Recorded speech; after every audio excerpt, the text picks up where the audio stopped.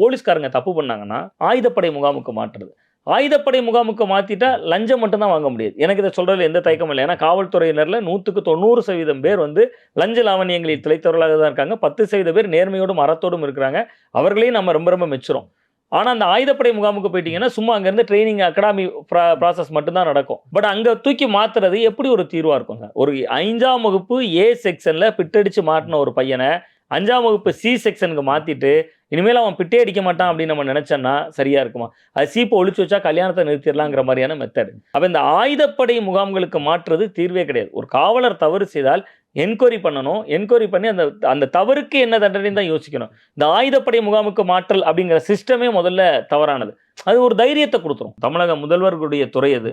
இன்றைக்கு இந்த ஆட்சி எவ்வளவோ நல்ல விஷயங்கள் பண்ணியிருந்தாலும், மகளிர் உரிமை தொகையா இருக்கலாம், மகளிர் விடியல் பயணமா இருக்கலாம், எத்தனையோ விஷயங்கள் நம்ம அடுக்குனாலும், இந்த ஆட்சிக்கு மிகப்பெரிய சிக்கலை தருவது லா அண்ட் ஆர்டர் இஷ்யூஸ் தான். வேற யார் மூலமாவது அவப்பெயர் வந்தா பரவால்ல. முதல்வருடைய துறை மூலமாகவே வருகிறது. ஸோ அவர் தான் அதை பரிசீலிக்கணும். காவல்துறையை மறுகட்டமைப்பு செய்ய வேண்டும்.